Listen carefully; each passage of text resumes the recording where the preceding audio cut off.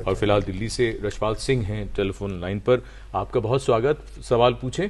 जी sir, मेरी ना कभी कभी डायबिटीज इतनी लो हो जाती है कि मुझे एक तो जगदम पसीना आ जाता है बहुत ज्यादा। कितनी उम्र है आपकी?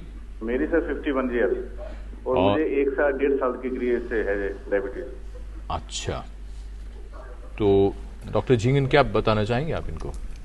यही अभी जिसकी हम लोग चर्चा कर रहे हैं, अगर लो शुगर हो रही है तो 3 चीज़ें, एक तो खाने का सिस्टम ठीक करें, दूसरी चीज़ ये है कि मेडिसिन की जो डोजेस हैं उनको अपने डॉक्टर से मिलकर एडजस्ट कराएं, और तीसरा जो हम लोग अभी तक नहीं कर रहे थे, अगर एक्सरसाइज का पार्ट है।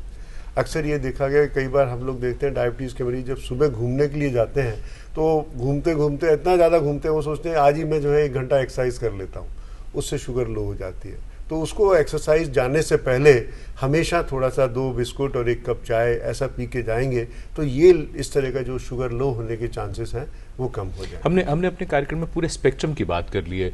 हमने यहाँ तक भी बात कर ली कि शहद कब लें या ग्लूकोज कब लें या शरबत पिला दें।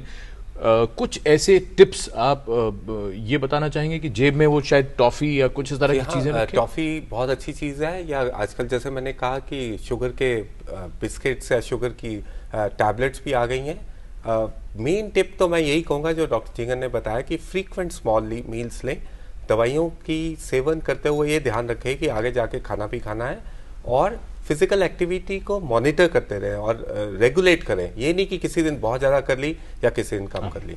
और टॉफ़ी जरूर रखें जेब में। जी डॉक्टर खरगावत, आप कुछ ऐड करना हाँ, चाहें? मैं इस बारे में ये कहना चाहता कि टॉफ़ी अगर हम रखते हैं, टॉफ़ी बहुत अच्छा है, अगर आपके पास है लाइफ सेविंग हो सकता है, लेकिन टॉफ़ी का एक थोड़ा सा नुकसान ये है कि अधिकतर टॉफ़ियों में काफ़ी फैट होती है, और डायबिटीज़ के पेशेंट को वैसे तो हम कहते हैं कि आप फैट नहीं लीजिए, तो टॉफ़ी में अगर बार बार आप खाते हैं तो आपको एक्स्ट्रा फैट जाने की संभावना रहती है।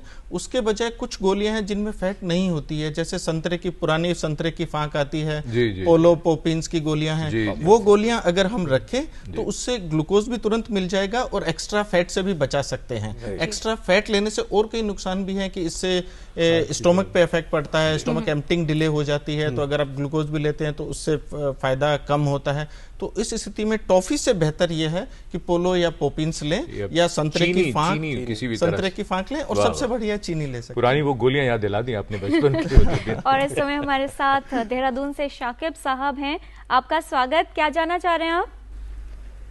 मैम मेरा उम्र अभी 34 है जी, और मेरा ब्लड शुगर लेवल कभी हाई हो जाता है और कभी लो हो जाता है जी। तो मैं ये जानना चाहता हूँ कि कौन सा ज्यादा डेंजरस है, हाई या लो? डॉक्टर दोनों डेंजरस हैं, लेकिन मुझे लगता है हम तीनों में एक चीज की सहमति है कि हाइपोग्लाइसीमिया, खासकर prolong hypoglycaemia can kill a patient also, so this is definitely more dangerous.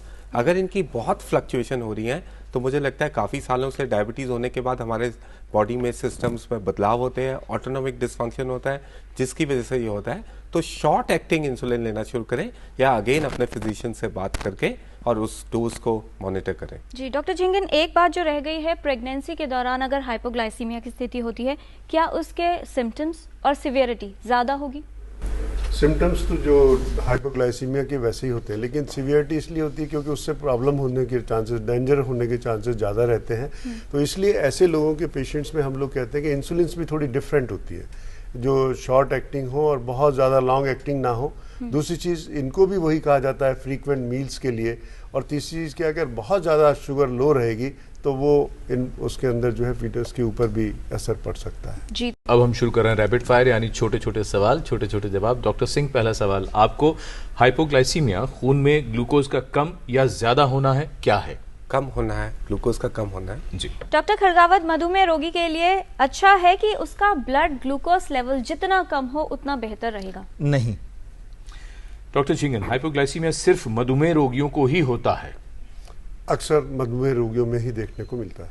Doctor Singh, गुर्दे खराब हों लेकिन मधुमेह न हो तब भी क्या हाइपोग्लाइसीमिया हो सकता है? पॉसिबल है। डॉक्टर खरगावत, मधुमेह रोगी को शराब पीने पर इसका खतरा क्यों होगा? क्योंकि इससे ग्लूकोज के कम होता है और लीवर से ग्लूकोज बनना कम हो जाता है, इसकी वजह से हाइपोग्लाइसीमिया होने का खतरा ज़्यादा रहता है। डॉक्टर झिंगन, मधुमेह के रोगी को व्रत क्यों नहीं रखना चाहिए? क्योंकि उसमें बहुत ज़्यादा फ्लक्चुएशंस होते रहेंगे और उससे खतरा हाइपोग्लाइसीमिया का बढ़ जाएगा। अब कुछ लक्षणों की बात कर लेते हैं, बता दीजिएगा ये है कि नहीं है।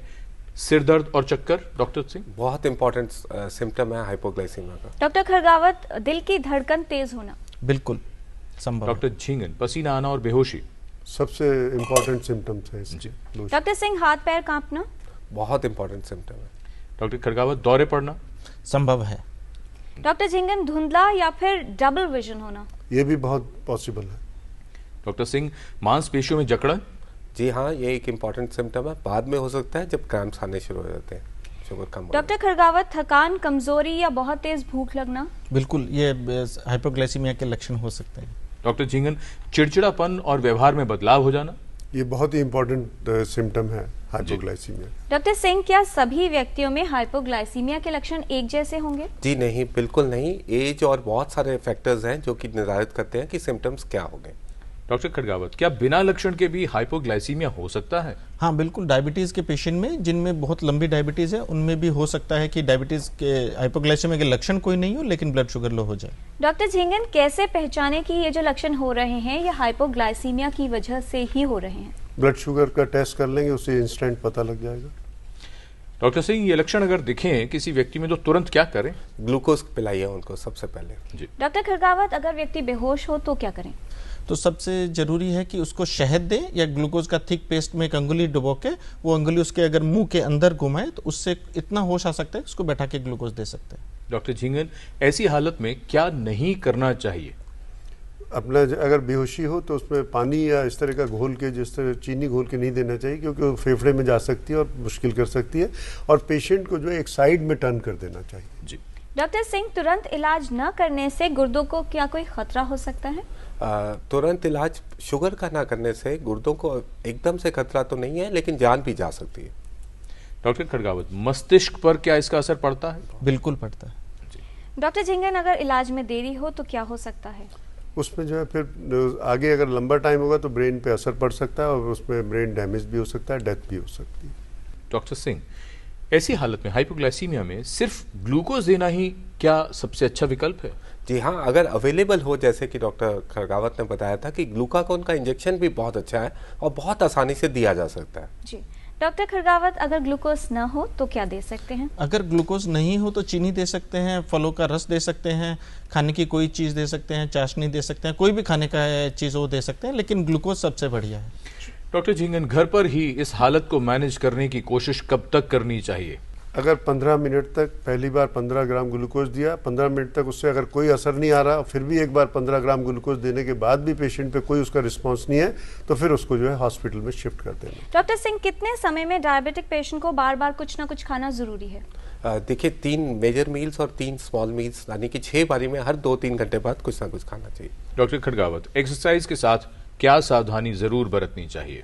जब भी एक्सरसाइज करने जाएं उससे पहले कुछ खा के जाएं, खाली पेट नहीं जाएं एक्सरसाइज करने, और एक्सरसाइज करने के बाद में बहुत ज़्यादा विग्रेस एक्सरसाइज की है तो भी ध्यान रखें कि आपको हाइपोग्लाइसीमिया हो सकता है। डॉक्टर झिंगन, यात्रा के समय क्या ध्यान रखें?